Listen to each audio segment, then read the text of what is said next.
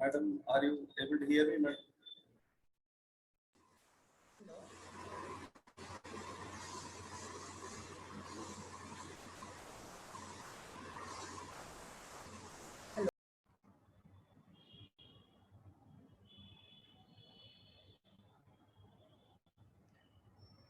Yes. Good afternoon, one and all. This is Syed Tabrizullah Hussaini, Assistant Professor, Department of Pharmaceutical Analysis. On behalf of Deccan School of Pharmacy, welcome you all for today's webinar on causality assessment tools used in pharmacovigilance. We are fortunate enough to have today's honorary speaker, Ms. Sravani Marpaka, Senior Pharmacovigilance Research Scientist, Indian Pharmacopoeia Commission, deputed at AMC Usmania Medical College, PVPI. Before we proceed any further, I wish this webinar will be meaningful, thought-provoking, and useful to all participants. Any queries during webinar will be answered during an interactive session at the end. So participants are requested to type their questions in the chat box. I now request Professor Dr. Asif Rashid, HOD, Pharmacology Department, Coordinator, AMC, NCC, PVPI, to present a welcome note. Dear participants, as a coordinator AMC Deccan School of Pharmacy, and as a phase of organizing committee, on behalf of each one of them, it's indeed a great pleasure for me to cordially welcome each one of you to this national webinar on causality assessment tools used in pharmacovigilance as a part of National Pharmacovigilance Week celebration 2021. At the inception, I'd like to welcome our energetic Vice Principal, Professor Dr. Usman Ahmed, Chairperson of today's webinar. He is the man with greater commitment and huge experience. I welcome you, sir. I want to convey my heartfelt gratitude to Ms. Sravani Marpaka, Senior Pharmacovigilance Research Scientist, Indian Pharmacopoeia Commission, deputed at AMC, Usmania Medical College, Hyderabad. Today's honorable guest speaker for accepting the invitation and presiding over to this program. Welcome you, ma'am. I also welcome honorable principals of affiliated colleges of pharmacy, department heads, all the faculty members, research scholars, students, and other delegates across the globe to this national webinar. Before we go further, I feel immense pleasure to give a brief introduction of our college. Deccan School of Pharmacy is an educational non-profit organization committed to encourage the study and practice of pharmacy education and research.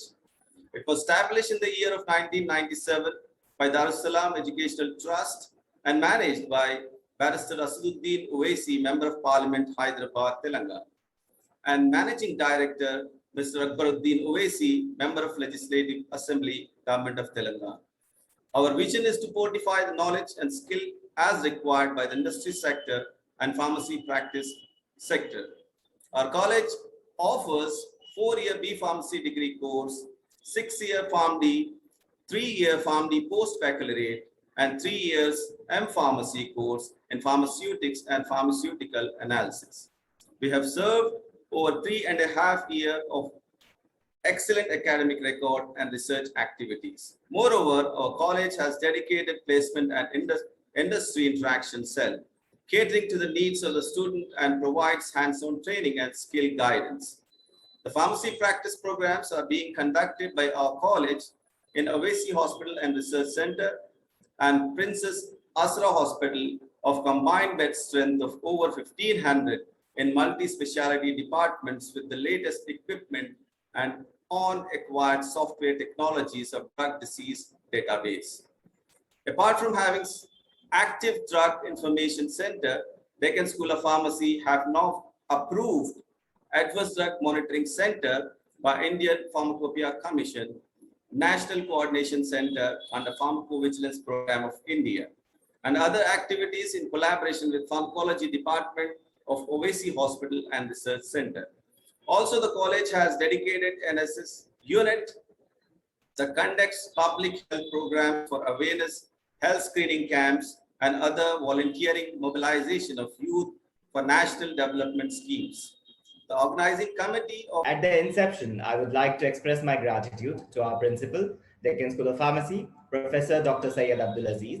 Due to inevitable circumstances prevailing, he could not show his presence. We are definitely missing you, sir, and you have continuously guided us in organizing this event. Now, I would like to invite Professor Dr. Usman Ahmed, Vice Principal, Deccan School of Pharmacy, to give the opening remarks.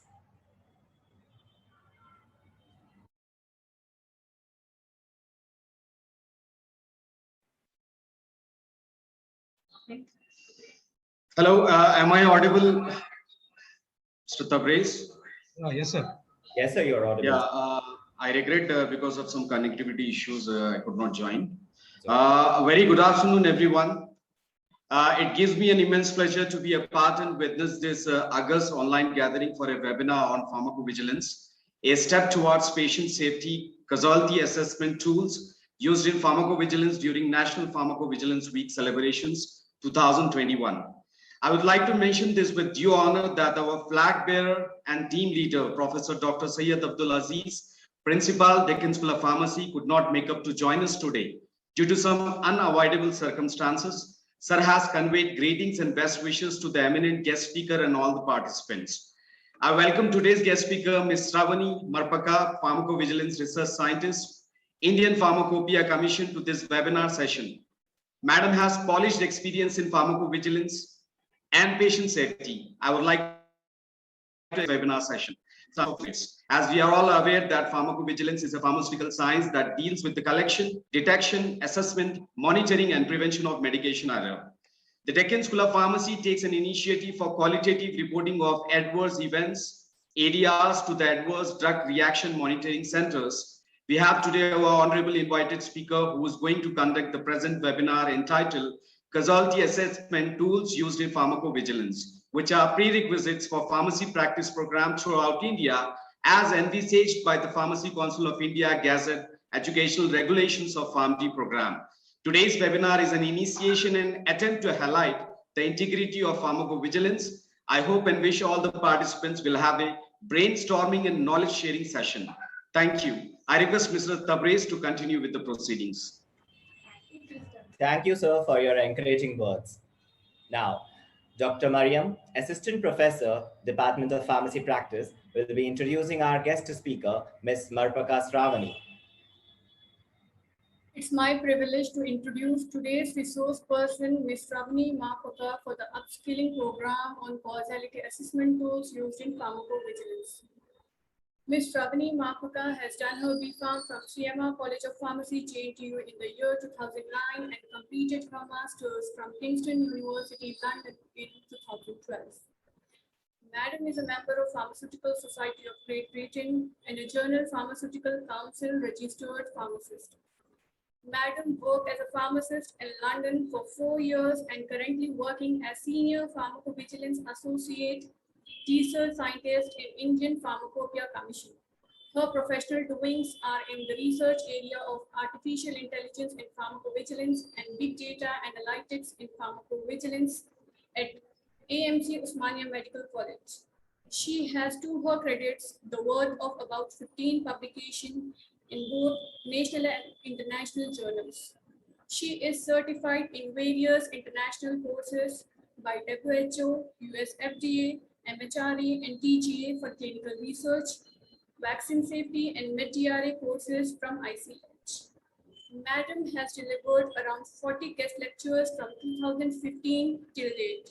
She has delivered a talk and participated and is expert speaker for panel discussion program on pharmacovigilance and ADR reporting importance to healthcare professionals and consumers in DTK Yadgiri channel and All India Radio Hyderabad and also Rainbow FM channel. Madam has delivered a guest talk in 42nd All India Public Relation Conference in COVID-19, which was a national conference. To her achievements are signal contribution and label changes from AMC PPPI. She received Best Colleague Star Card Award as Best Team Lead and Time Managing in Sainsbury Pharmacy for part-time job in London, UK. Madam has assisted in drafting HRT safety implementations for Committee on Human Medicines UK in 2011. She has also worked as a student ambassador and student advisor for Kingston University, London. Madam has assisted in reviewing and editing NFI Chapter 7, that is, Antidotes and Substances Used in Poisoning. She included the anti-snake venom safety details in that chapter. She also presented a PowerPoint presentation on phase 1 and phase 2 clinical trials with Alzheimer's, and she won first prize in Kingston University, London, UK. Now, I take privilege to invite a guest speaker, that Ms. Shavani Markota. Thank you, Ms. Mariam, for the nice introduction. Before I start my presentation, I would firstly like to thank Deccan School of Pharmacy team and Deccan School of Pharmacy Principal Dr. Aziz sir for giving me this opportunity to interact with the pharmacovigilance professionals and upcoming pharmacists who want to make their career in pharmacovigilance. So I would be sharing my screen now. Just let me know if any audio interruptions and video interruptions are there in between my presentation. Sure, ma'am.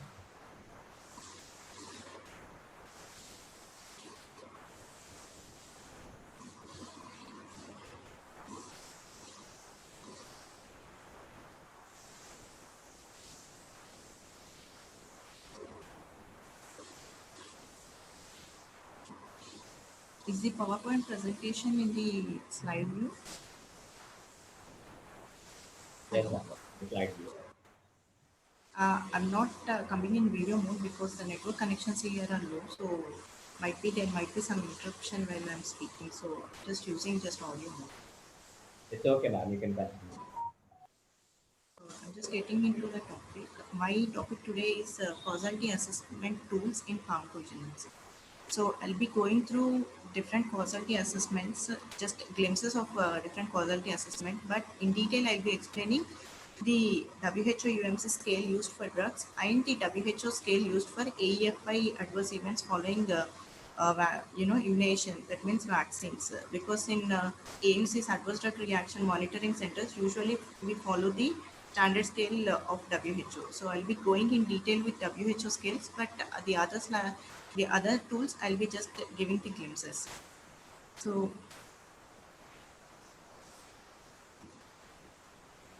hello. Yeah. So before starting my topic, I would like to give the disclaimer. The views and opinions expressed in the following PowerPoint slides are those of the individual presenter and should not be attributed to the conference, any conference organizers, or to the workplace where I am posted it, that is AIMS Usmania Medical College and PVPI, or any organization with which the presenter is employed or affiliated. These are the interpretations of the presenter and should not be used as a reference in any other presentations or discussion in any other publications or sharing or attributed to any domestic or international or non-governmental or governmental and regulatory agencies. These PowerPoint slides are intellectual property rights of the individual presenter and should be used by the permission. So if you want to take any screenshots in between, just let me know at the end of the presentation which screenshot you wanted to take. Then I would like to know the participants whether they can take that particular slide has a screenshot or not. So getting into the main topic, what is causality assessment and why this causality assessment is necessary in this pharmacovigilance? So when the reporter is reporting any adverse drug reaction or any adverse event, they would be like reporting just in a vague. There won't be any certainty related while reporting. They would be just suspecting. Might be the drug has caused this reaction, or might be the drug has led to this adverse event, or might be the vaccine could have led to have this event. So if we say in technical terms, an inherent problem in pharmacovigilance is that most cases concerned are suspected. Suspected means we are in doubtful only when they are reporting. So this is a suspected adverse drug reactions, they call it as, until unless a relation, that means a temporal relation is established, and it is proven in the causality assessment by the committee or at the individual level of a medical assessor, that means the medical safety officer. So adverse drug reactions are rarely specific for the drug. Diagnostic centers are usually absent, and a re-challenge is rarely ethically justified. Usually when we say these adverse drug reactions of rare conditions or which are not detected in the clinical trials, so we don't have any proper evidence in the post-marketing surveillance. So that are like, rarely specific to the drug. So we need to see that trace specificity, whether it is really relating to the drug which we are reporting, and whether it is really having any timely causally relationship or not. Because sometimes in most of the cases, the re-challenge, that means reintroduction of the drug, would be impossible. In medication errors or in vaccines, the re-challenge of the drug might not be possible. So rarely ethically it is justified, the re-challenge. If it is re-challenge is done also, whether they are doing with the same dose or whether they are doing with the decreased dose, these all possible causal relations we need to see. And I'll be explaining all these possible causal relations in my upcoming slides of upcoming slides with the WHO causality assessment scale, exactly giving the examples. So in practice, few adverse drug reactions are certain or unlikely. So certain times they will be definitely causative, causative evidence will be there, and certain times there will be like unlikely. There is no causal relation established. There is no temporal relation establishment also there. Might be that disease condition would have already explaining, but the reporter is not identifying that one. So most are somewhere in between the extremes of possible and probable. So if we exclude the criteria of certain and unlikely, and if there is a temporal establishment and without any re-challenge, so they will fall either in a possible or a probable criteria or scales. So I will explaining what is this possible, probable, certain and unlikely scales in my upcoming slides. In an attempt to solve this problem, many systems have been developed for a structurized, means we needed a structurized format rather than an unstructured and a harmonized assessment of a causality assessment. None of these systems, however, have been shown to produce a precise and reliable quantitative estimation of relationship of a likelihood. And coming to monitoring and assessing, what we are monitoring and assessing in this causality assessment means we are monitoring and assessing the SUSAS, that means suspected, unexpected, serious adverse drug reactions or adverse events, then the serious adverse drug reactions and adverse events, and the normal adverse drug reactions and the normal adverse events. When I say normal, they are common and they are not they don't fall into seriousness criteria. I'm specifying here they don't fall into seriousness criteria, but they might again fall into the severity criteria. We need to again look into the aspect of seriousness versus severity. So we need to see the difference.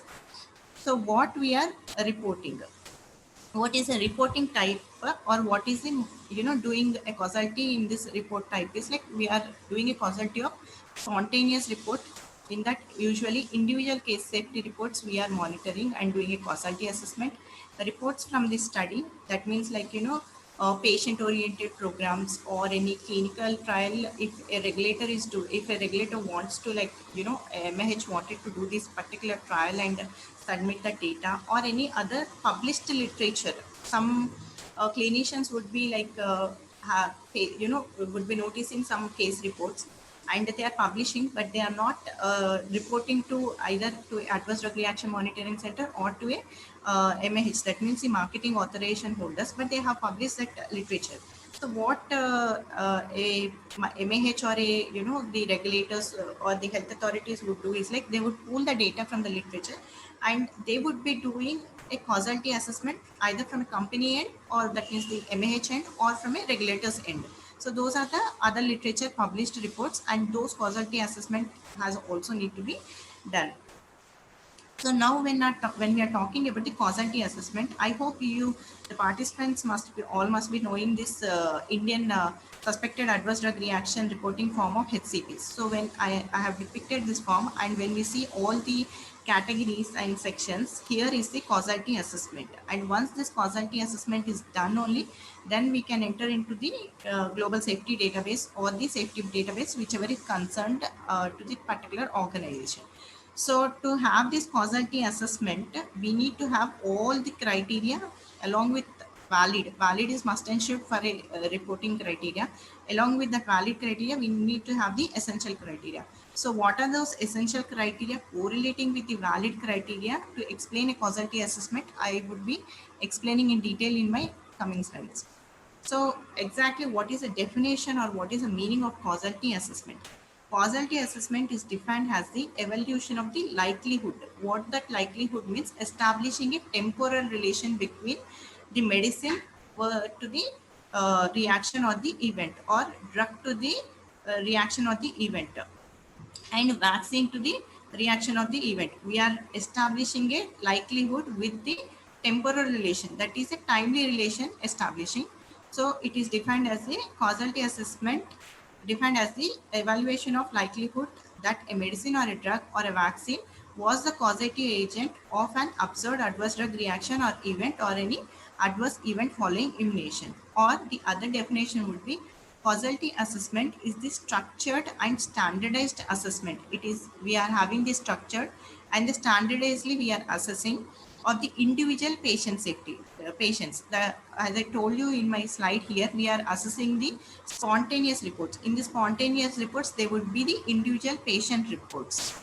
So these are individual patients or case reports from likelihood of involvement of the suspected drug or vaccine in causing the particular event in a given point of time, or it would be particular events. That means a chronological order or the chronological system should be established one at that same particular time, like itching, then leading to erythematous rash, then leading to the Steven Johnson syndrome. So likewise, the event should be particularized and standardized at a given point of time. So what is the logic behind doing this causality assessment? The need to think of causality assessment logic is that are we that applying a logic? Means, for example, if I say you see a boy throwing a stone towards the window, you see the broken window, then we need to think about the logic behind, did the boy broke the window? Because you just saw the boy throwing the stone at the window, but did the stone really hit the window and the window got broke down, or was the window broken before the boy has thrown the stone and hit the window? So all these things we need to analyze and apply the logical reasoning. So did the drug do it? In terms of drugs or vaccines, we need to just think, did the drug really cause this event or reaction, or the vaccine has really led to this event after immunization? We need to apply our logical, and along with that reasoning should be supporting our evidence, because there might be some underlying conditions also. So all those factors we need to logically think and apply the reasoning, then only a standardized causality assessment can be done. So what are the key elements while doing a causality assessment? Can the drug or the vaccine cause the adverse drug reaction or the event? First point we need to consider. Has the drug or the vaccine caused the adverse drug reaction? Will the drug or the vaccine cause the adverse drug reactions? So these, any past experience, any evidence having established, and will the drug, means we need to clinically correlate and judge whether the vaccine or the drug is causing that particular reaction or event. So objectives of causality assessment. Why we are doing this causality assessment means decrease the ambiguity of the data, prevent the erroneous conclusion, it might be causing or it might not be causing. So to prevent this erroneous conclusions, we have to do a standardized establishment of the likelihood. That's why we are doing this causality assessment, and to aid the data exchange. For example, we are establishing a causality assessment with a particular drug in this particular country, but in other country, like after few years some reaction is happening, and if they wanted to see like whether it has happened in any other country, whether any established causality assessment has happened with this particular drug, with this particular dose at any particular point at any country. So if it is already established, then once we publish, then it becomes the data exchange, and the data exchange will be done at a global level, and the structurized and harmonized system we have to see for this causality assessment. So what are the benefits of this causality assessments? It provides the relation between the drug and the events. So it provides a standard likelihood relation between the drug and the event, and to detect the signal in order to minimize the harms to patient through the ADRs and AEFIs. So when I say here a signal, for example, if I say the SUSA, that means a suspected unexpected adverse drug reaction, the term itself says that we are suspecting, but it is an unexpected. It means that is not established in the previous literature which was published. So at that point of time, when we establish a causality assessment, then it becomes one safety alert. So if with one drug, with a particular drug, a particular event is established with only one report, that becomes a safety alert.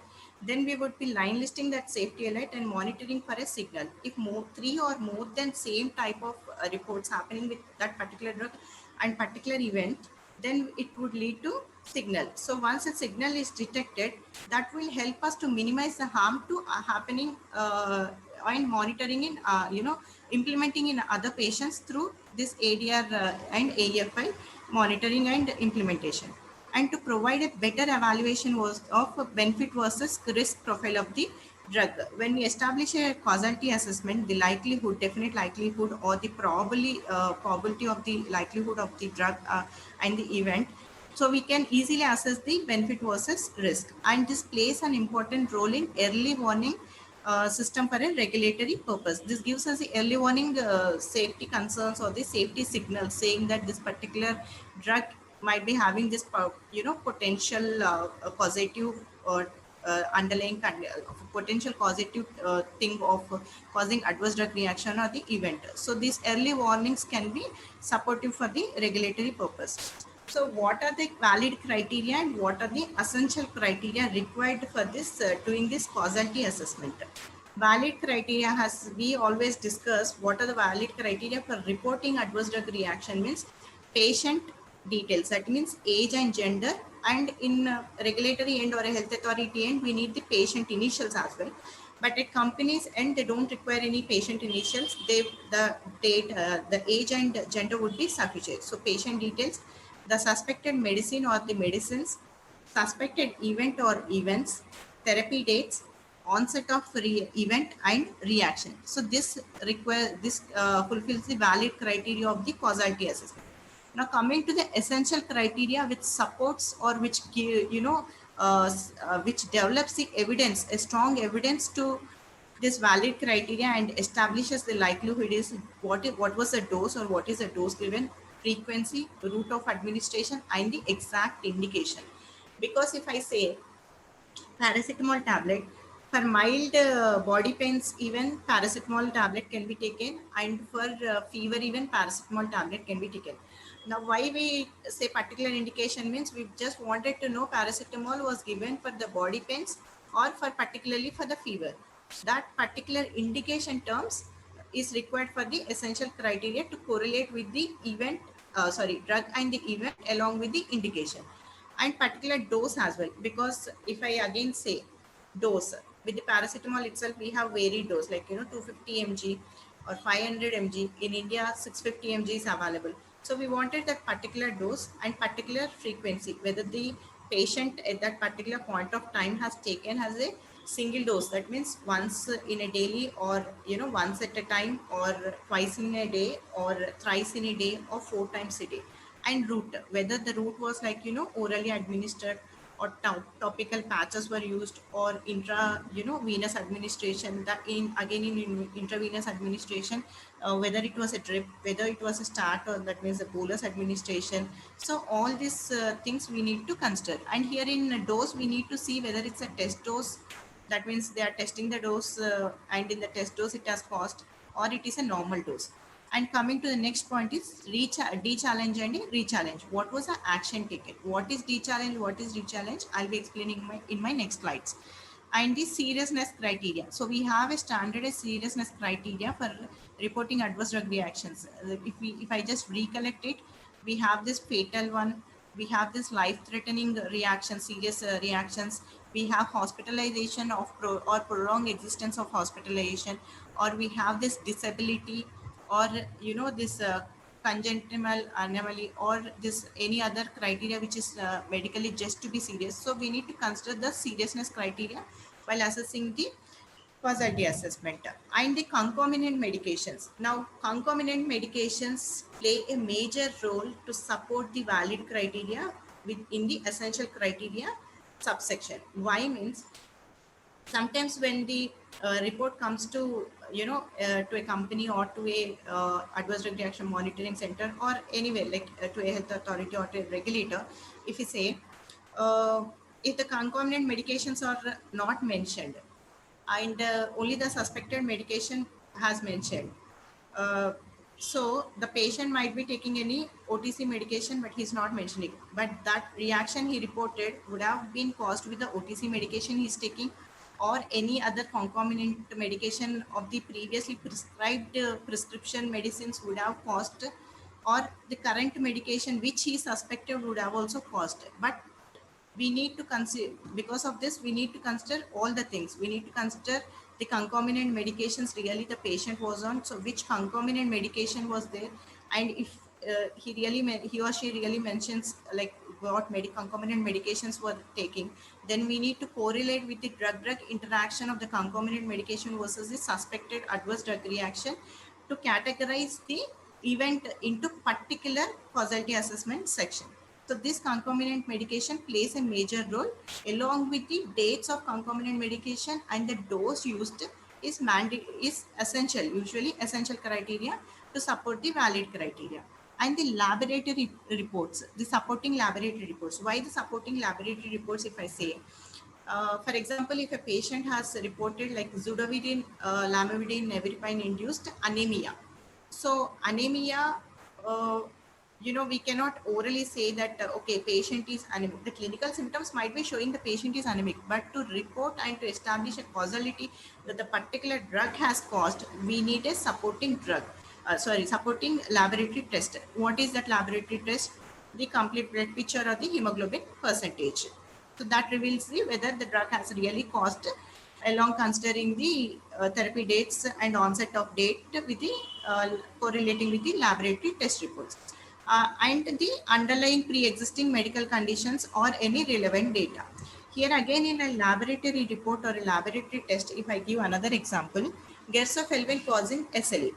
So now this is a very rare adverse drug reaction which would have been reported in the post-marketing surveillance.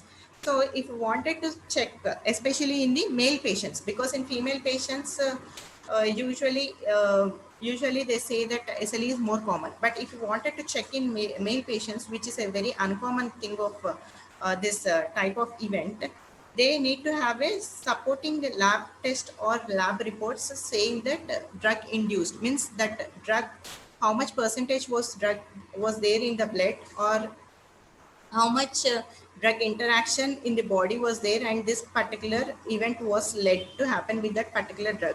So we can have this evidence only with this particular lab test of the lab test concerning to the SLE condition. So we need to have those one, or we need to have some establishing, antibodies or antihistamine testing for that particular drug for the event establishing.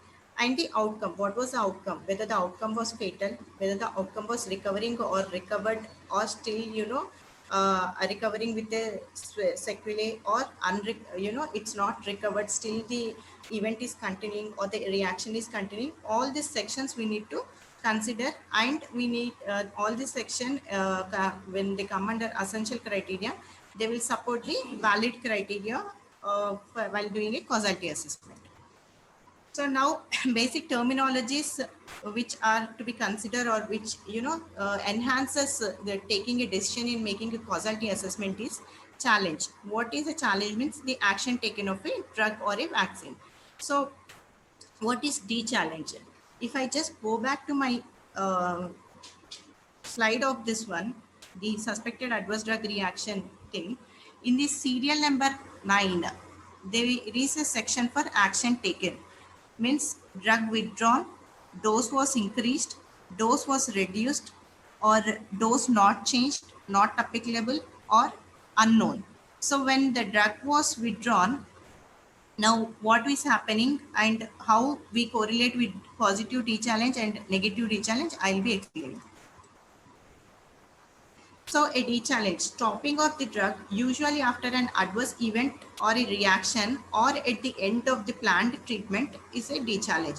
D-challenge may be complete, that is drug withdrawn, or a partial, that is a dose is increased or a dose is decreased, and AE may be fully disappeared or partially decreasing, unknown or applicable, as I shown in that picture, like the ADR, suspected ADR, adverse drug reaction monitoring form picture. This is there. So that is a D-challenge. So when I explained in terms of a positive D-challenge, the AE disappeared after stopping the drug. So this is the drug withdrawn or partially reduced, means the drug is reduced, dose is reduced, then the reaction stopped or it completely disappeared. That becomes the positive D-challenge. Negative D-challenge refers to the adverse event or the reaction does not disappear after stopping the drug. So after stopping the drug event, still the event is continuing. So that is the negative D-challenge.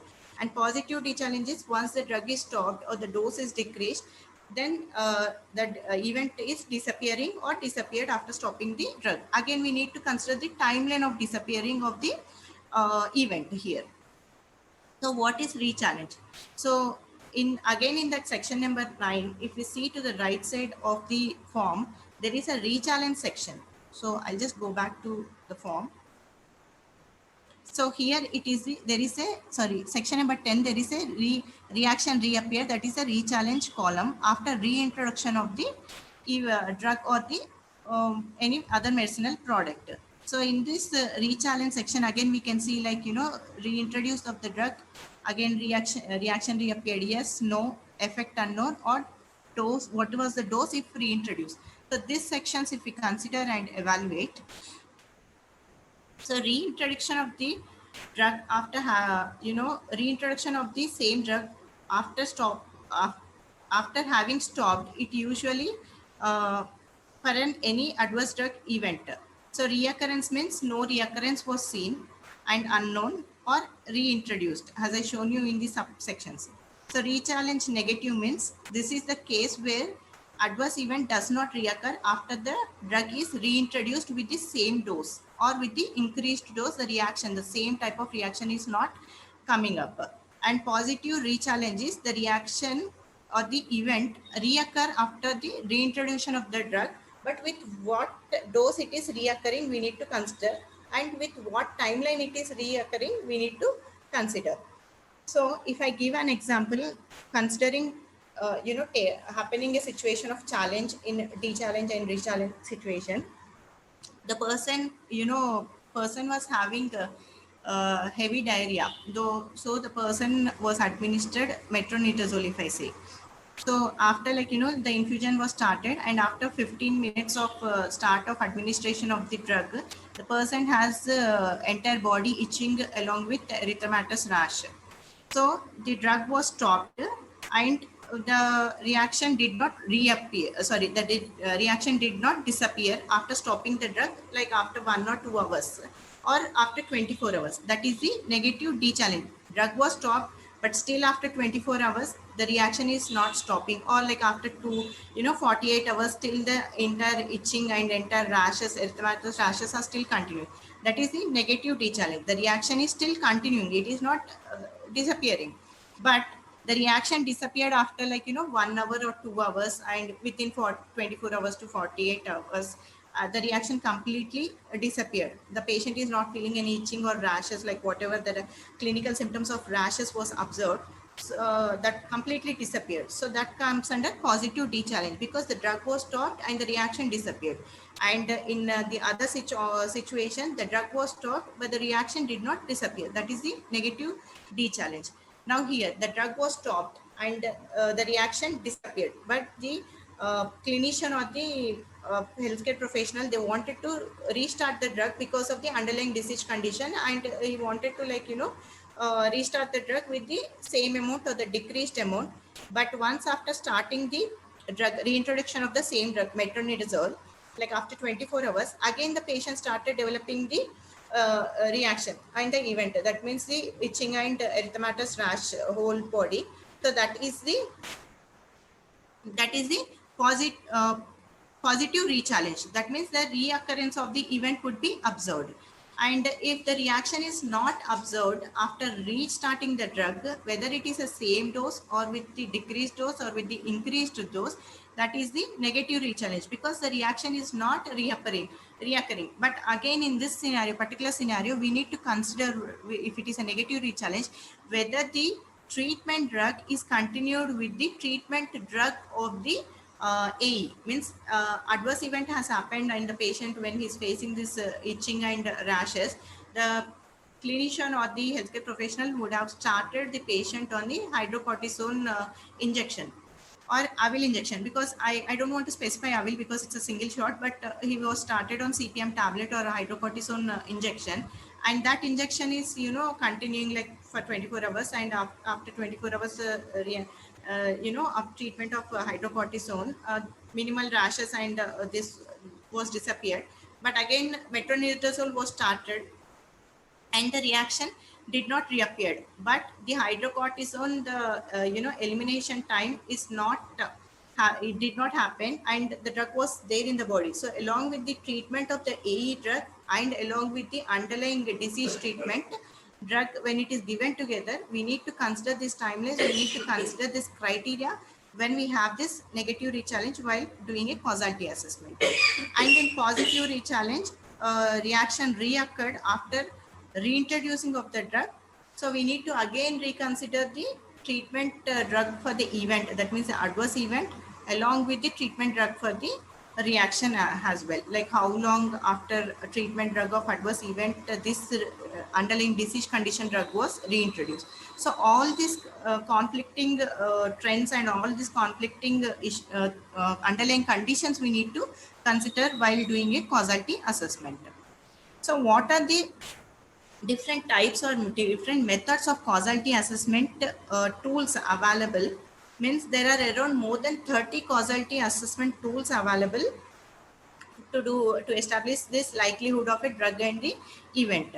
So if I summarize into 3 categories, one is a global introspection, that is a clinical judgment. Usually this this global introspection tool is used in the companies. So companies, and this have a pros, means that means the advantages of most common approach. Though this is a most common approach usually used, this is very simple and it requires a clinical judgment, the underlying clinical judgment, and it is very simple and straightforward scale.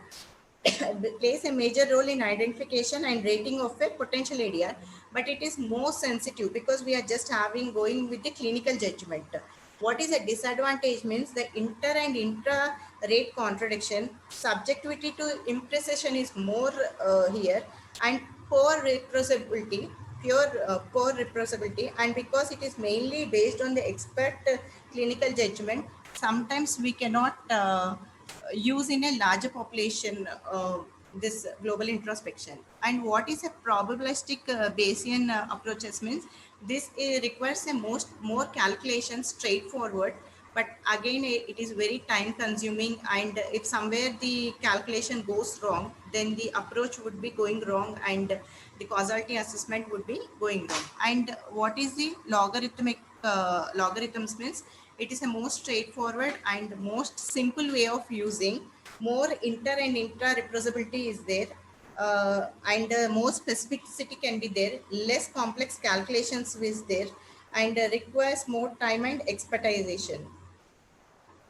Sorry, less time and expertization can be seen here, this algorithms. So what are the, as I told you, there are more than 30 scales. I have depicted few tools here, that is Swedish method we can use, or Kamas method we can use, or the WHO UMC standard scale, what we are using in the PVPI program or the adverse drug reaction monitoring centers. Then WHO AEFI scale, particularly for vaccines, and Australian method is there. Then Narinjo scale, which is which is widely used in at a graduation level when they are doing their projects. Drug interaction probability scale, they can be used. SIOM scale or Liverpool ADA scale can be used, or RUCAM scale they can be used. So any method they can be used, but the standardized one, globally accepted and globally widely used one, is the WHO scale, UMC scale and WHO EFI scale for vaccines. So I'll be going in detail with WHO UMC scale and WHO AEFI scale.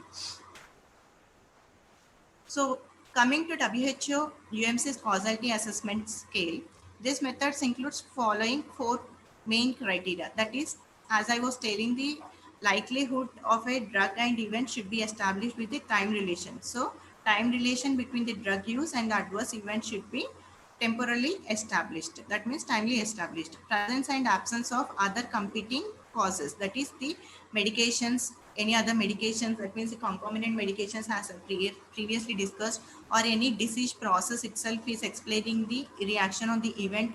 Response to the drug withdrawal or the dose reduction, that is a D-challenge as I explained. Then response to the drug reintroduction, that means the re-challenge, again positive re-challenge, positive re-challenge, negative re-challenge and positive re-challenge. All this we need to have this 4 particular criteria and 4 particular points while we are using the WHO UMC scale. So I have depicted the WHO UMC causality assessment scale. You can get this one in WHO website or in Google itself. But left side of the slide, I have depicted the causality assessment committee, which we or all the AMCs are established under PVPI, following the SOPs of PVPI. So always the meeting should be conducted twice in a month, or at least 1 meeting in a month as per PVPI SOP. This causality assessment, whatever the reports are collected or whatever the individual case reports are submitted by other peripheral hospitals, we have to meet at least, the committee has to meet at least twice in a month and discuss all the reports, the individual case safety reports, for establishing a causality assessment, establishing causality and submit to the PVPI global database. And causality minutes of meetings should be recorded and documented. The SOP document says that all the minutes of meeting, whatever we discussed, whether the committee has rejected any case saying that this doesn't have any valid along with supporting essential criteria, or we need some more essential documentation to establish a class of classification in this UMC scale, or somewhere the data is missing and we need more information to follow up or something, all those minutes of meeting should be recorded and documented, and all the document and registers related to PV document should be maintained until unless the center is under the PVPI. So exactly of these terms of WHO UMC causality assessment scale, as you can see here, there is like, in this particular scale, left side would be representing the certain, probable, that means likely, possible, unlikely, conditional or unclassifiable, unaccessible or unclassifiable. So simple terms, if we say what is a certain means, what is a certain means event or the laboratory test abnormality with the possible time relationship causing or cannot be explained with the disease or other drugs. A response to a drug withdrawal possible pharmacology or pathologically. That means a drug response to a drug should be established. The drug should be withdrawn and again the drug should be reintroduced. That means both the D-challenge and re-challenge should be there here in certain category. Means certain causality term, both the D-challenge and the re-challenge should be satisfactory, and it should the re-challenge should be done. And even definitive to the pharmacological or phenometrical condition, no other disease condition or no other drug should be explaining this particular event with that particular drug. The underlying disease condition should not be explaining one thing. The underlying any other concomitant medication should not be explaining that particular event with that particular drug. And no, the supportive evidence of laboratory reports should be there. And along with that, positive T-challenge and positive re-challenge should be there. The satisfactory re-challenge should be seen in certain category.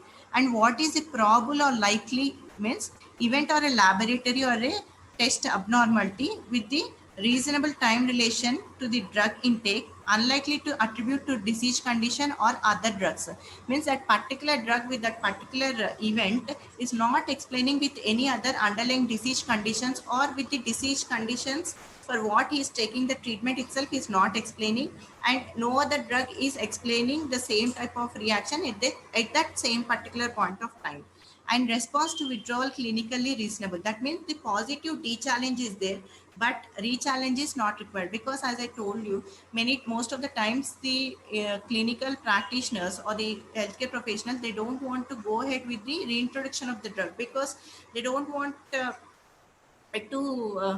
the patient to face the same type of reaction or the event, because sometimes it might be a serious event or serious reaction event. So they might be like afraid how much severity grade the event could lead to. That's why they don't want to go for the rechallenge. Rather than they would stop the drug and go with the other treatment line, which is more having benefit and would not be leading to this type of severity and serious events or reactions. So here the D challenge is not required, or they are not haven't done. And in vaccines also we cannot see the re-challenge, because vaccines are a single dose ones, so they cannot see the re-challenge criteria. So this comes the probable scale. Only D-challenge can be seen, and no other drug, that means no other concomitant or any other OTC or any other drugs are not explaining underlying disease condition, or any other diseases are not attributing to that event which was reported with that particular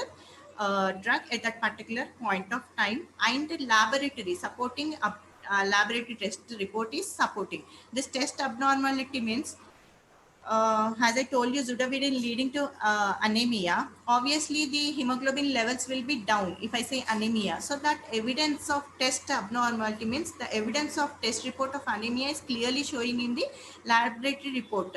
So this is the criteria we consider on the probable or likely scale. And what is a possible scale means event or laboratory test abnormality with a reasonable time relation to the drug intake. It is establishing, but still it is in dilemma whether to fully attribute to the drug, because that could have, the test abnormality would have caused due to the underlying disease condition or underlying disease for which he was taking this or getting prescribed that particular drug which he has reported for that event, or could be explained by the disease. As I told you, this could be explained by the disease itself, or with other drugs, means with the concomitant drugs also, or information on the drug withdrawal may be lacking or unclear. So information of the drug withdrawing are unclear means the D challenge information is not provided, or they haven't given.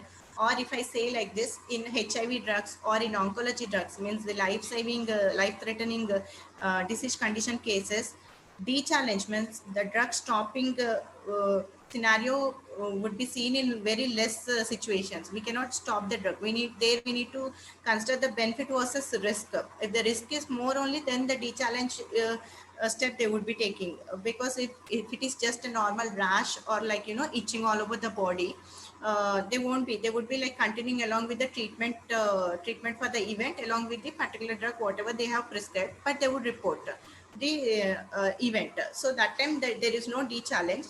So there is insufficient data is available, and we can put it in this under possible criteria of the causality term. So unlikely event or the laboratory test abnormal with the time due to drug intake that makes relation improbable but not improbable but not impossible.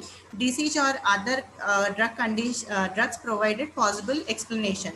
The disease itself is explaining the event, or the other drugs are even explaining the event, but the laboratory reports submitted to the center or to the MAH, or when they have reported, are not definitively positively showing that this particular event has caused with the drug or particular event has caused with the particular vaccine. So there is there is very much unclear. We need more supportive follow-up information to establish this event. More supportive, when was the test done, when was the drug given before the event had happened or after the event has happened. The pre-existing medical test should be required, and the post test should be required for the laboratory test to establish a causal relation.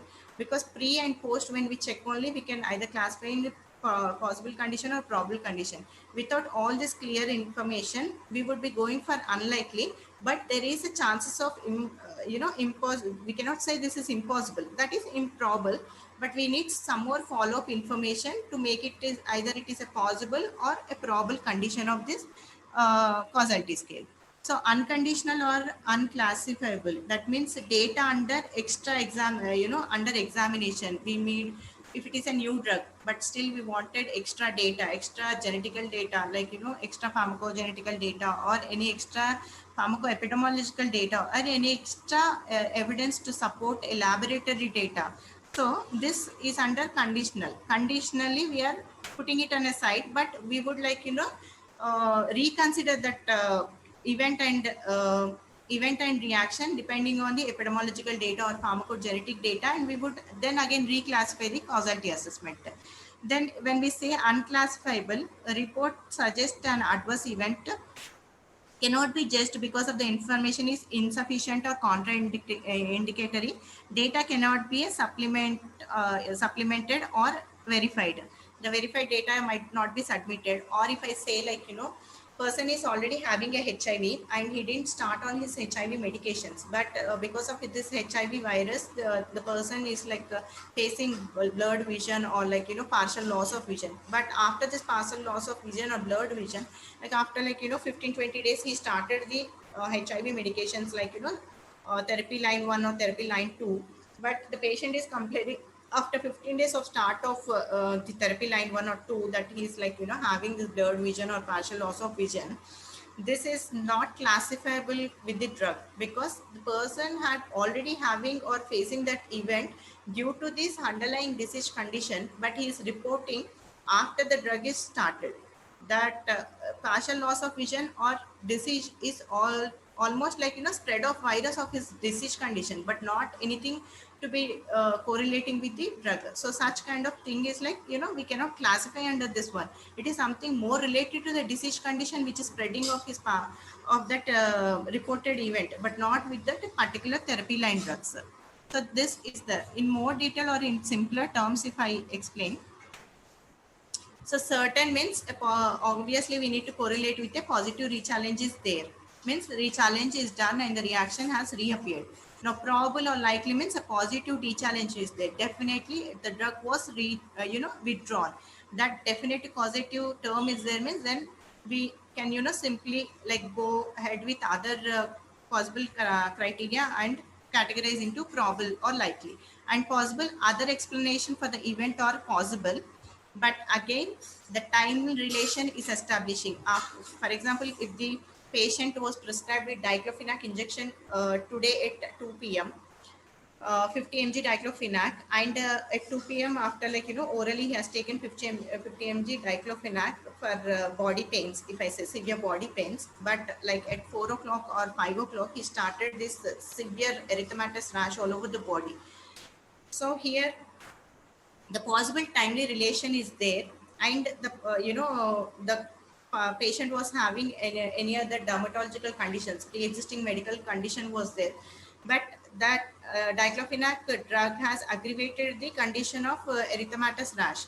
So here again the possible pre-existing medical condition is explaining, but there is a possible aggravation of the particular diclofenac drug to the particular event of erythematous rash is establishing. That is the event plus drug leading to the event time relation is establishing 2 p.m. to 4 p.m. In this 2 hours of gap only, that aggravation of the reaction has happened. So these all things we need to take, but the event was not decharged, means the drug was not stopped because of severe pains. So that criteria we need to consider. Unlikely, several factors indicating strongly that the event is not a reaction. Unclassifiable, cannot access the information available. So we need a more follow-up is there. Unaccessible or unclassifiable, data elements concerning the event are inadequate and will not be available. Sometimes the patient might have died and we cannot do a follow-up. This happens especially with the patient-oriented programs, or the investigator don't want to release the data because of the confidentiality issues. Only whatever data they can give to the reporter, that much data was only available, or the patient has absconded, especially in LAMA cases when we see they just come and get admitted, but if we wanted to do a further investigation, because of because of the fear of economic burden of these hospitals, or some people, they don't want to get admitted in the hospital, they run away from the hospital. In such kind of llama cases, even unclassifiable or inaccessible term we can use, because we would be having the inadequate data, and we cannot get more data available because the patient has absconded and he's not picking up any call for the follow-up information. So again, in simple terms, I have just depicted categories like, certain probable, possible, and unlikely, and temporal relation. If I just simply say, like, in certain category, yes, temporal relation is established both with de-challenge and re-challenge. In probable category, yes, with de-challenge. In possible category, yes, the temporal relation is established, but there is no sufficient data, evidence for de-challenge and re-challenge. So here I kept no. And the other disease conditions and disorders, definitely we cannot rule out, we need to consider them. And here in probable, yes, definitely we can rule out other disease conditions, or other drug conditions, that means the concomitant conditions. And unlikely, no, there is no temporal relation is established, no, there is there is probability chance or possibility chance of diseases, and other drugs can be explaining with that particular drug with particular event. No de-challenge is done, no re-challenge is done. So these are the categories of WHO UMC scale. While we are assessing the causality assessment, we will be following all these categories. So I have just depicted the few of the examples for the case study. Patient initials, just ignore. The age means 47 years person, a male person. Suspected drug was the 47 years old male patient was administered with 5-FU, means 5-fluorouracil. Indication was CA carcinoma, colon, stage 1 colon he was having, and 5-FU, 5-fluorouracil, only a single 5-fluorouracil was administered, and the therapy was started and stopped on 12th of May 2020. Dosage regimen was 2 mg IV infusion over 23 hours. That means IV infusion was given, and frequency was OD. So event details: patient experienced drug-induced seizures lasting for 5 minutes after 2 hours of start of administration of the infusion was reported, and the drug was immediately stopped. So here the drug infusion, means IV infusion with 2 mg was prescribed for 23 hours, has OD, means for over has single day dose, but over 23 hours slow infusion should be given.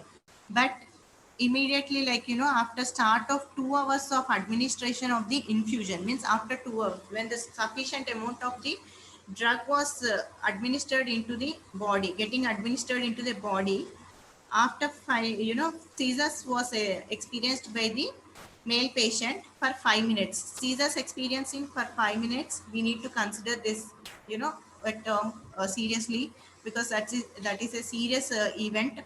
And after 2 hours it was experiencing, so sufficient amount of the drug infusion was delivered into the body. Then later lab test reports we are considering.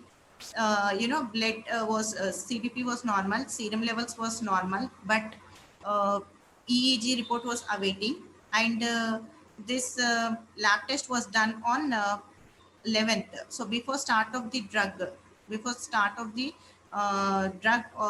when we consider the lab test reports, the patient was normal. He was just having a CA colon of stage 1. He was not having any abnormalities in his blood or serum levels. He's stable and fine. So they started this infusion with 2 mg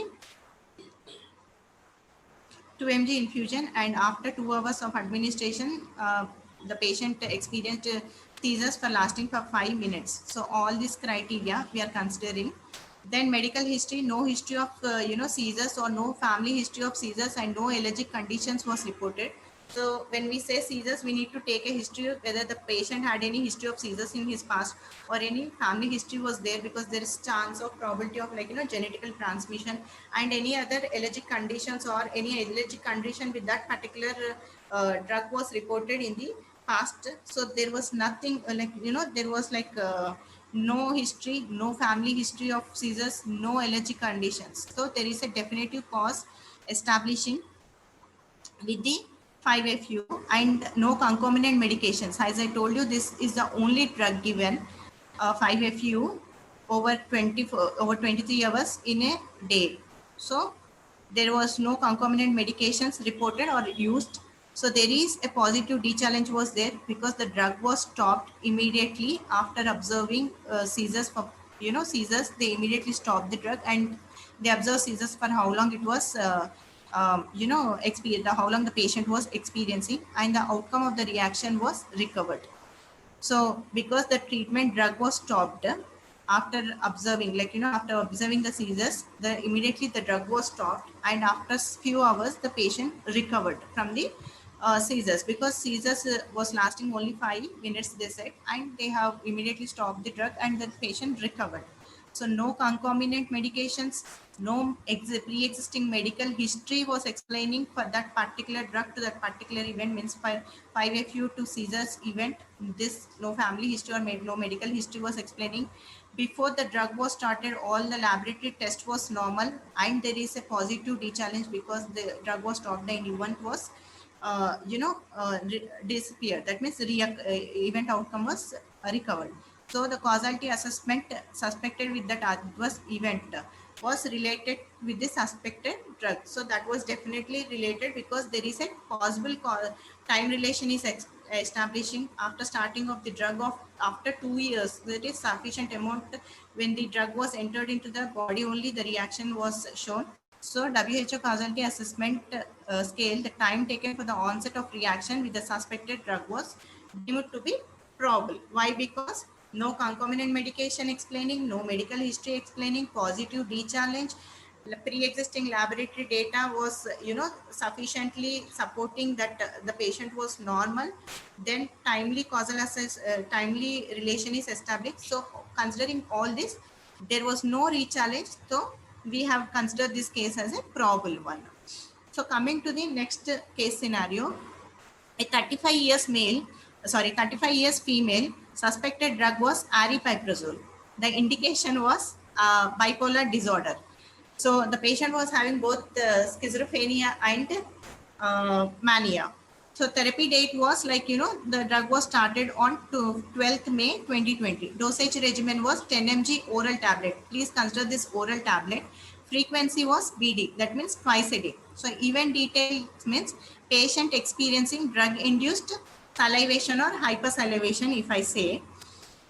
On 13th May, the dose was started, the therapy was started on 12th of May, but the hypersalivation or salivation started on 13th May. That means the next day after completion of 2 doses of aripiprazole. Please consider here the BD frequency and aripiprazole drug after completion of 2 doses, means 10 in the morning, 10 in the evening. That means 20 mg in total.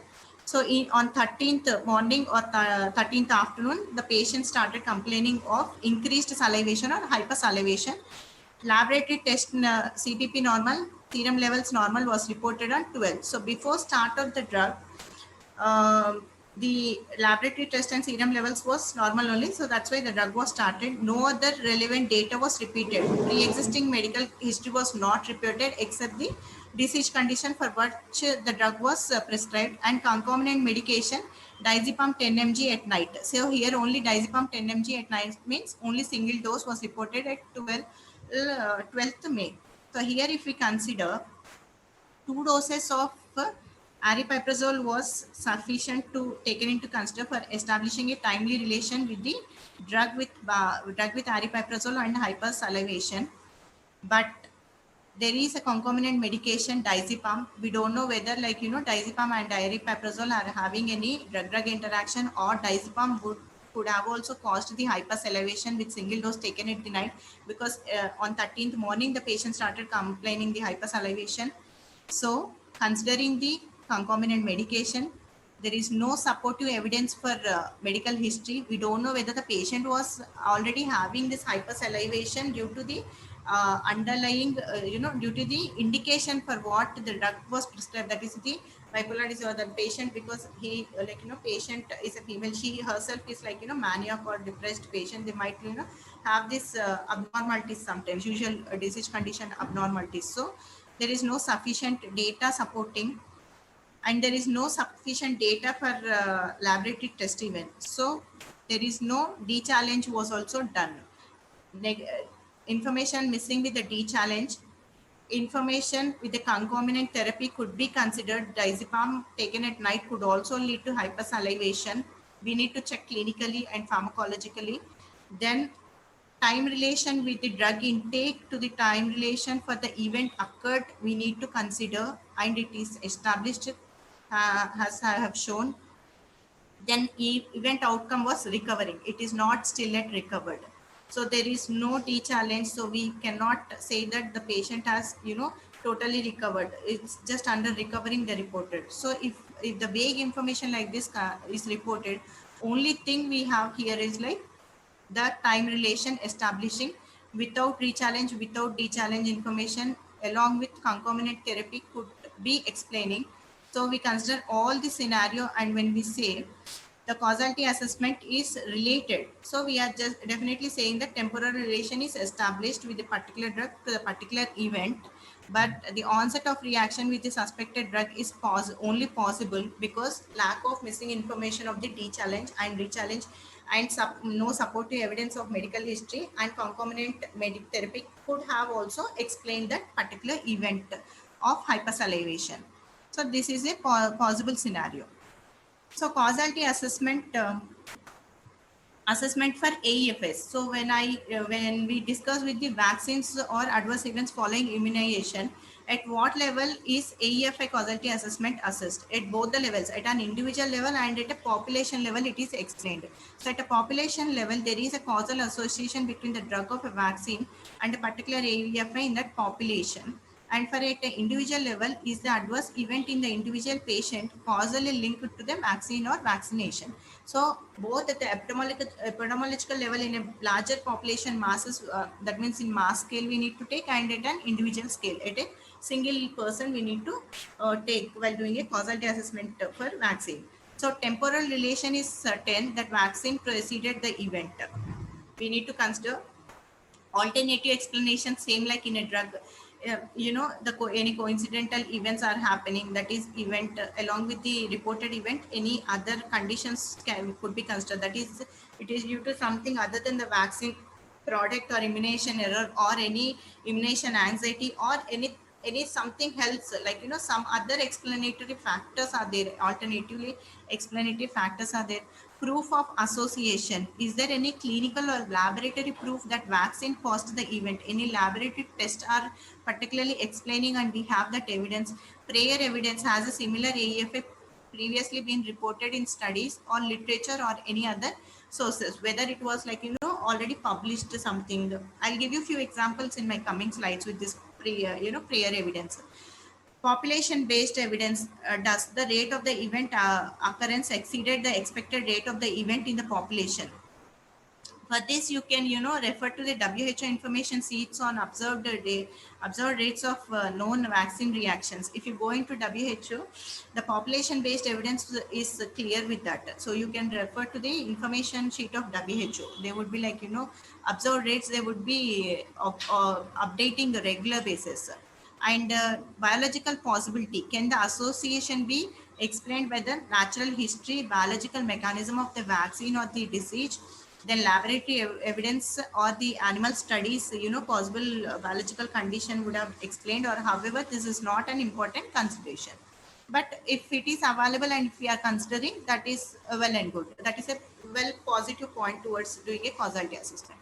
So what is an AEFI causality assessment steps means determine the eligibility of the case. So we need to determine whether the case is eligible, whether the case is valid or not, review the checklist to ensure that possible causes are considered, use the algorithmic scale to determine the trends of causality and classify the causality. So how we are classifying the causality means, so we have here, like we have 3 sections, or we have 4 notes or 4 sections here. First one is A1, that is inconsistent causal association. A1, if I show you here. Okay, inconsistent causal association, if I say. So here we need to consider the main factor is there is a strong evidence or for other cases. So even the other cases have strongly said this association, then note 1 we consider and we go into the next step. That is there a If it is not there, then we go to no and reject it. And if it is there, yes, it is establishing. Then here, is there a known causal association between the vaccine? Then is there a strong evidence against a causal association? So other, like, any other conflicting factors explaining with this causal association, and review other qualifying factors. So here again, if I say 3A, inconsistent causal association, so there are other factors explaining. Here comes the note 3 to be considered. But again, if I go back to section 2, and is there a known causal association with the vaccine, reported vaccine? Yes. Was the evident within the time window of the incident, increased risk? So was it like, timely correlation is establishing? Is the risk is increasing in that timely frame window? How many individual patients are getting affected with that particular event, with that particular vaccine? That means epidemiologically we are notifying. So if I say no, then note 2 we need to consider, and we will proceed to the following third step, that is there any strong evidence against that causal association? So are we having any strong against that this might not have caused, or this could have caused? Then again, yes and no classifications we need to do, and finally review the classification qualifying factors. So is the event classifiable? Means yes, everything is under thing, like, we have a supporting evidence, we have a disease condition, prevalence thing, or we have a epidemiological study, or other published supporting evidence was published with that particular event, the particular vaccine, or a classifiable event has happened, which is a known factor. So everything is satisfying, we'll go to a classifiable event or an unclassifiable event.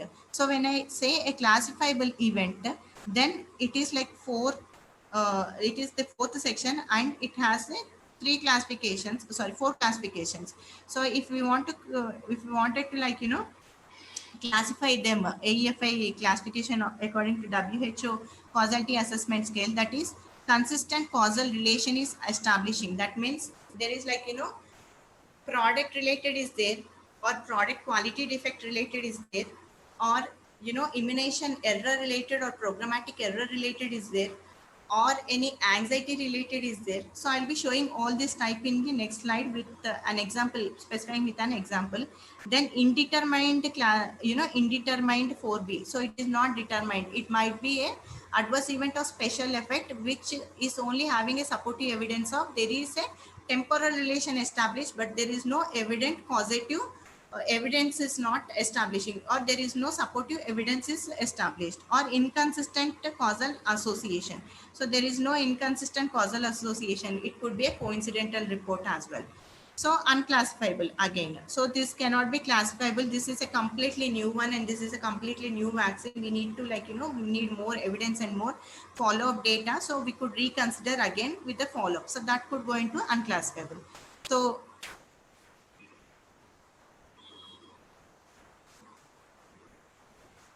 So here is the WHO AEFI scale. Has after considering the other factors, as I previously mentioned, like note 1, note 2, note 3, like after considering all the time, first is the time relation, likelihood, temporal relationship, then the disease condition explaining, or, like, any other medical histories explaining, then the epidemiological or published literature supporting all the evidence. Considering all those categories, when we want to finally classify the event, so here comes the four classifications.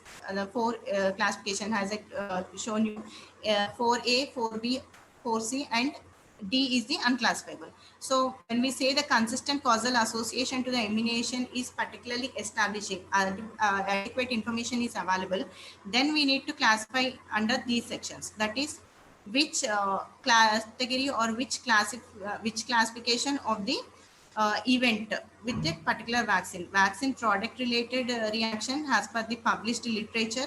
So whether it is a product related event we define, or it is a vaccine quality related event we design, or if we say the immunization error related reaction or immunization anxiety related reaction, this is a consistent causal association is there, and it has a evidence of supportive information for this adequately.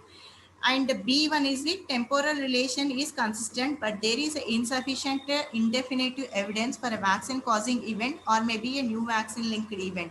So it might be a new event. As I told you, that it might be an adverse event of special interest with the new vaccine. So we are not sure enough. We just have a timely relation. Vaccine was taken and the event was reported, but there is no supportive evidence is there, but it is a new event with new vaccine or event with an new event with the existing vaccine, but there is a time relation is that we need more information. We cannot simply injustify saying that this event hasn't caused with that particular vaccine, but we need more follow-up. So we can put it under indeterminate B1 category, qualifying the factors resulting in conflicting trends of consistency and inconsistency with causal association to immunization. Just the temporal relation is there, but conflicting trends is there, and inconsistent causal association to immunization was there. Then again we can go to B2 indeterminate category. We need more and more of follow-up data. Then inconsistency, causal association to immunization, underlying or emerging conditions, that means the disease conditions or any other possible conditions could have explained by the exposure of something else other than the vaccine.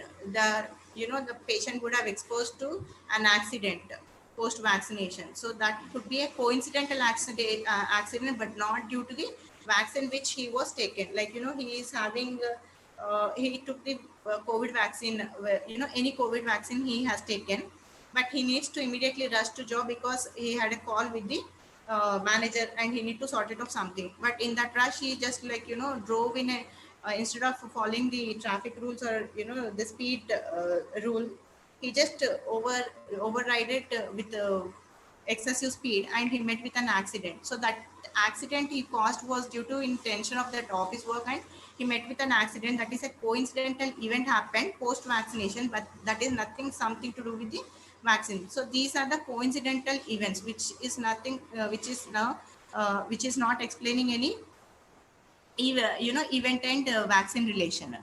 So with example, if I wanted to explain for vaccine and event, so vaccine product related information, reactions, if I say any vaccine induced anaphylaxis shock or any vaccine induced hypersensitivity, so that is a vaccine product related reactions. So definitely product or the product excipient would have caused that reactions. So if I give an example, Covishield or the Covaxin causing anaphylaxis or hypersensitivity reactions, if we say, there are n number of publications available in recent times, like after the role of vaccines, specifying that certain excipient had caused this hypersensitivity and anaphylaxis reaction with this particular COVID-19 vaccine. And these are already published in the World Allergy Journal, World Energy Journal. I can't spare, particularly remind the journal name, but they are already published in the Lancet journals. World Association of Allergies there, then World, Committee of Allergies there. So they came together and they sorted the rapid reviews and the systemic reviews, and they have published the supportive evidence literature that particular excipient is leading to particular hypersensitivity reaction for that particular vaccine. So this is a product related, completely evidence is there, literature supportive evidence is there, and this event can be correlated easily. So that, and we cannot explain with any other conflicting factors. So that is a vaccine product related one. Now vaccine quality related reaction. If the quality chain is broken or if the cold chain is broken and the reaction was observed, so that is the vaccine product related. So if I say the complete inactivation of a polio virus could have led to the paralysis. So there is a cold chain break and the virus was not inactivated properly. So that had led to the patient paralysis. Patient had post-vaccination, he had reported the event of paralysis. That because that event has happened because of the cold chain breakage and the vaccine was not having the sufficient quality. So that is a vaccine quality related reaction. Now if I say the vaccine error related or immunization related reactions, if I say in COVID times, if I explain, instead of giving the patient has taken Covishield has first dose, but instead of giving the Covishield, the a healthcare professional by mistakenly has administered the Covaxin. So here is a wrong vaccine, like, second dose should be the repetitive of Covishield. If you take first dose, second dose should be also with the same Covishield only. So the Covaxin was administered and it is a wrong administration of the vaccine, like, wrong manufacturing, wrong administration of the vaccine with the other manufacturer, we say. Or other example, if I give, instead of COVID vaccine, the patient went to take the COVID vaccine and you don't have any, like, any other disease conditions or anything, because the government is government, and because of the pandemic situations, we are supposed to take vaccines. Patient went, the recipient went to the vaccination site and he was waiting for in his zone of vaccination. So the healthcare professional, instead of administrating the COVID vaccine, the patient had, the healthcare professional had administered the MMR vaccine or DPT vaccine or any rabies vaccine. So that is the immunization error. Instead of COVID vaccine, they wrongly administered the other vaccine, and that is an immunization error related reactions or a programmatic error related reactions. If you have come across in news or papers, actually in a few of the states, 2-3 complaints came up like this, like, instead of COVID vaccines, they got administered for rabies vaccine. So these are programmatic error related, and such kind of reactions should be monitored, reported, and a causality assessment should be done for that. Or if I say, here only in our Telangana region, in babies in 2019 for neonatals, post-vaccination, instead of dispensing paracetamol tablet, they have mistakenly dispensed the tramadol tablet, thinking that it's a paracetamol tablet because of look-alike and because of, like, look-alike and see-alike tablet, same round and white in color. So they thought that is a paracetamol tablet, and they have administered tramadol tablet, and all the neonates were having this septic shock, and they were having these seizures, because opioid should not be prescribed and administered under 16 years of age, and they were neonates. If I say DPT or MMR vaccine, so they are neonates. So that is an immunization error related. Post vaccination, instead of giving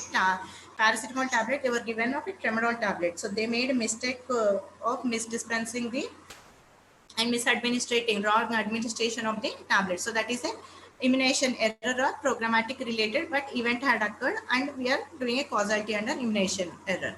What is immunization anxiety related reactions?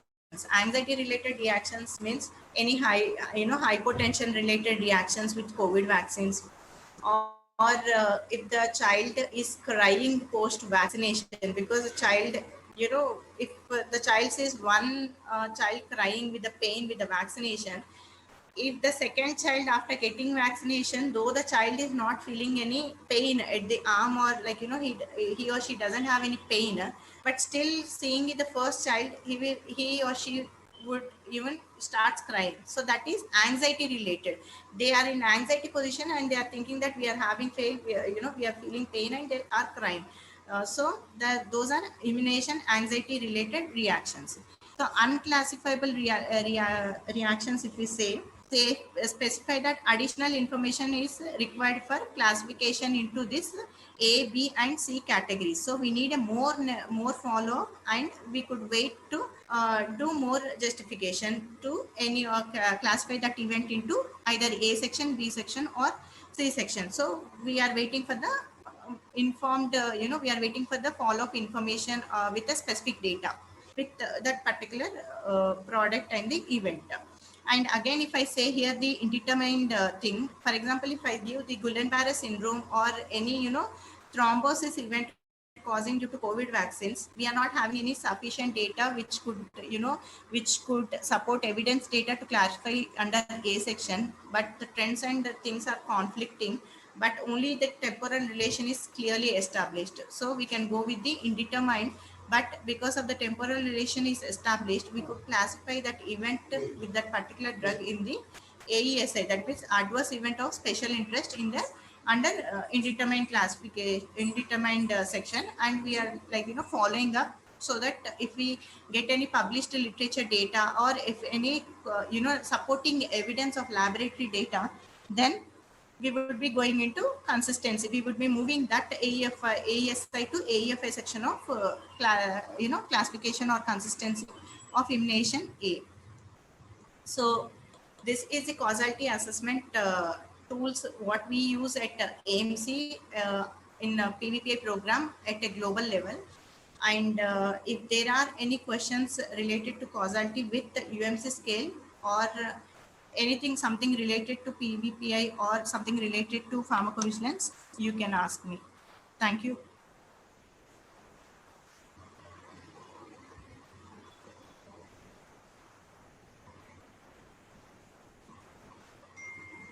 Thank you, ma'am, for such a wonderful lecture.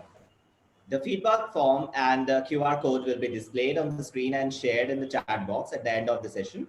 Certificates will reach you within a week. Now we will have the most important session, the interactive session. Madam, the first question for you is how to perform re-challenge, and is it ethical to perform re-challenge? How to perform re-challenge, that completely depends on the clinician. If they wanted to perform a re-challenge, if they wanted to do a confirmatory study, like whether with this particular dose or with increased dose, whether still the event is, aggravating, or with the decreased dose, whether the event is not occurring, even the re-challenge means the reintroduction of the dose is done, but with the decreased. For example, if I say the dose was 25 the dose was 50 mg, but the reaction disappeared after stopping the drug. But those were the clinician wanted to restart the drug with the decreased dose to 25 mg, and he wanted to see whether the reaction is reappearing with 25 mg of dose or not. So if it is reappearing, then yes, it is obviously a positive re-challenge. If it is not, it is a negative re-challenge. That means with the decreased dose, the event is not possible. The event is not occurring. So they can go for the 25 mg safely. They can continue with the same drug with that 25 mg. So yes, depending on the clinical practice, depending on the physician, they can go for a re-challenge. But usually the clinicians wouldn't be going. But again, benefit versus risk, they analyze and they would be going depending on the drug and the disease condition underlying. So what was the continuation of that question? Actually, this was this much only, ma'am. Okay. Okay. Another question is there. Being a student, what should be the approach for signal detection? In sense, I didn't understand what would be the approach for signal detection. So they wanted to, being a student, they wanted to do a signal detection, or they wanted to, learn signal detections, or how the signal detections are, done at a health authority level and at a MAH level, or what they exactly wanted. What would be the approach means what they wanted. They wanted to learn the tools, or what exactly what they wanted to know. Actually, The person who has asked, yeah, they can actually, mail me, then I could learn. At a student level, at a fresher level, definitely if I wanted to continue with my answer, no, you are not involved in a signal detection until unless the company really, recruits a fresher person, train them, they give the tools and they will give you a basic level of signal detections, how you can pull the data and correlate with that one. But if you want to do a signal detection courses, there are courses available. Please check WHO UMC, course of signal detection. If you are not freely accessible to that course, you can write a mail to WHO. When they have a space to fit in you, they will give that opportunity. Or there are other training institutions who are actually training on signal detection courses. So yeah, usually I never encourage students for going any PV courses. Signal detection is a course where it is a professional development thing, and they must be learning right from the students course. Yeah, definitely for this they can go for the training course. Okay. One more question, ma'am. Which scale is best for causality assessment, either Naranjo scale or WHO scale? It depends on how feasibility the information is available, first thing, and it depends on how much clinical knowledge you are having, second thing, and it depends on which scale you are most adaptable to. If you ask me, most of the students will be going for yes and no section of Naranjo scale, because most of the publications they are done. but the updated one is like, global introspection one or the WHO causality assessment scale. And as far as personally, if you ask me, I have worked on Naranja scale and have worked on WHO scale, but I would be going for WHO preferability, because every category is predefined one. Clinical, knowledge is easily applicable in WHO scale. And whenever we audit, like as from health authority, and if we audit few of the AMCs, we would be receiving ICSRs which are reported by MH to PVPI. So PVPI would be forwarding to few of the AMCs. So whenever I am auditing the MH cases as well with my causality assessment committee, though they use any other French method, or though they use the global introspection or any other scale they are using, we would again reclassify them into WHO. And if there are any corrections needed, even because at the company and even the medical safety officer will be doing, MD pharmacologist or any clinician would be doing. But again, at our causality assessment committee, which we have a pool of clinicians along with the pharmacologist and along with the pharmacist, myself would be involving. So we use a WHO scale and we predefine that thing. If any necessary corrections are there, we suggest that in the causality assessment. If time is permissible, I can show the examples even how, like, from my end, means from how our AMC end, we have, like, came across mistakes where the companies would be doing in causality assessment. Sure, ma'am. We do have 15 minutes even more. Okay, just you can continue with the other questions. In meantime, I would be logging in to my thing. Okay. Is my screen visible? Just 1 second. No, not yet, ma'am. Okay, just give me 1 second. I'm logging into Vigiflow actually. Sure.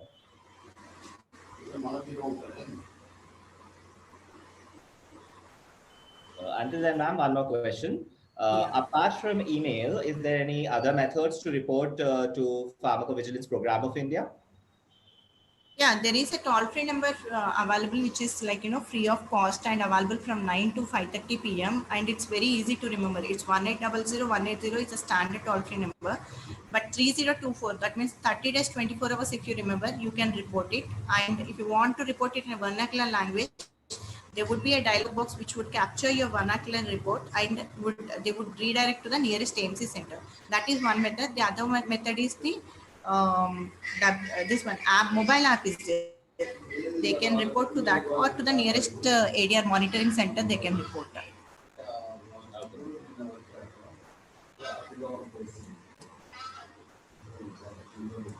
I think there is some problem with my Vigiflow login. I am unable to share that one, but I would share that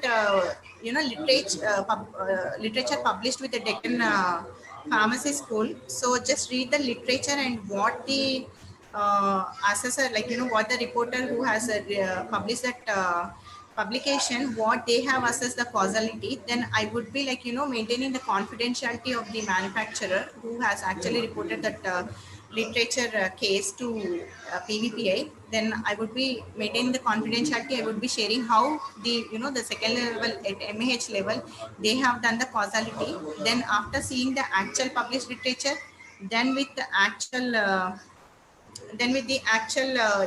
causality, what the MAH has done, we have read that and we have gone through all the, considering all the parameters, and what we have suggested the causality, or what we have finally came to the conclusion, I could share with Deccan School of Pharmacy. That would be best example actually.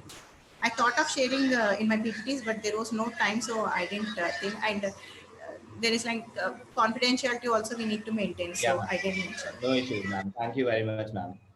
Thank you, ma'am, and for your response to the queries. And now, due to the scarcity of time, we wind up with the interactive session. Now, I request Mr. Mohammad Faridullah, Associate Professor and the HOD, Pharmacy Practice Department, to deliver the vote of thanks. Good afternoon. It's an honor to deliver the vote of thanks for this national event, wherein the resource person have enlightened us by sharing her knowledge, experiences, and making this session exemplary and engaging. First and foremost, I would like to thank the chairperson of this session, Professor Dr. Syed Abdul Aziz, Principal, Deccan School of Pharmacy, for his stewardship and continuous motivation and inspiring us to work with zeal and dedication throughout this event. Despite his absence due to some unavoidable circumstances, his unwavering support and guidance made this event a successful. I take this opportunity to thank Professor Dr. Usman Ahmed, Vice Principal, Deccan School of Pharmacy, for his unstinting support and valuable talk. I take the honor to thank our guest speaker, Ms. Shravani Marpaka, Senior Pharmacovigilance Associate Research Scientist IPC, deputed at AMC Usmania Medical College, for sharing her thoughts, experiences, and skills with all elegance and persona in the audience. Indeed, the explanation was very interesting and useful, especially WHO UMC scale and WHO AEFI scale of causality assessment and the case studies. A token of appreciation memento is presented virtually. The actuals and certification will be sent by courier. I convey my gratitude to Deccan's AMC coordinator, Dr. Asif Rashid, Professor and Head, Department of Pharmacology, for giving the welcome note. I thank Dr. Azmatulnisa Begum, Professor, Department of Pharmacology, for actively organizing the event. I have to acknowledge and thank Mr. Syed Tabrizullah Hussaini, Assistant Professor, Department of Pharmaceutical Analysis, for excellently coordinating the activities and holding up the interactive session, making it commendable. I thank Dr. Mariam, Assistant Professor, Department of Pharmacy Practice, for introducing our resource person. I also thank Muhammad Fahad, B.Pharm second year student, for reciting Qiraat and enlightening us with Quranic verses. I extend my thanks to stalwarts of our webinar team for their steady and dedicated efforts to accomplish this event.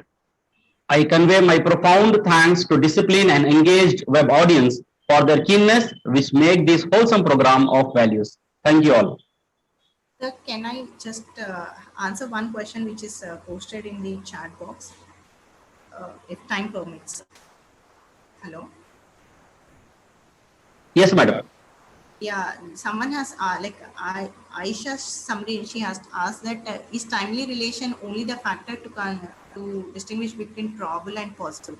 No, as I have already explained, if you want to categorize into probable section, you need to have a definitive evidence of D-challenge evidence.